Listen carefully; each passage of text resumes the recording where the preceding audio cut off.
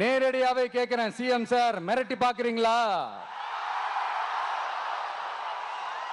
அதுக்கு இந்த விஜய் ஆள் இல்ல சார், அதுக்கு நாம ஆள் இல்ல சார். என்ன செஞ்சிருவீங்க? மேக்சிமம் கொள்கைய சும்மா பேருக்கு மட்டும் வச்சுக்கிட்டு குடும்பத்தை வச்சு கொள்ளையடிக்கிற உங்களுக்கே இவ்வளவு இருந்தா, சொந்தமா உழைச்சி சம்பாதிச்ச எனக்கு எவ்வளவு இருக்கும்?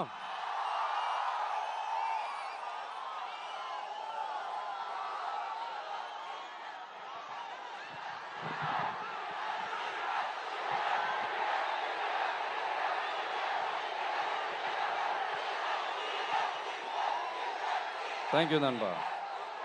என்ன நாங்க பெருசா கேட்டுவிட்டோம்? மக்கள் நிம்மதியா ஃப்ரீயா நின்று பார்க்கறதுக்கு ஒரு இடம், அதை நாங்க தேர்வு செஞ்சு அதுக்கு பர்மிஷன் கேட்கிறோம். ஆனா நீங்க என்ன பண்றீங்க?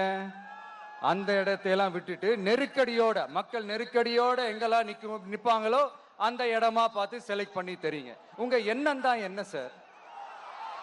நான் அவங்கள பார்க்க கூடாது, அவங்களோட பேசக்கூடாது, அவங்க குறைகளை கேட்க கூடாது, அவங்களுக்காக குரல் கொடுக்க கூடாது, என்னதான் சார் உங்க எண்ணம்? சரிங்க சார், ஒரு அரசியல் தலைவன் அப்படின்றதெல்லாம் மறந்துருங்க. ஒரு சாதாரண ஒரு தமிழ்நாட்டு மண்ணோட ஒரு மகனா, ஒரு நம்ம தமிழ் மக்களோட ஒரு சொந்தக்காரனா, என் மக்களை, என் குடும்பத்தை, என் சொந்தங்களை நான் பார்க்க போனா என்ன பண்ணுவீங்க? அப்பவும் தடை போடுவீங்களா? வேணாம் சார். இந்த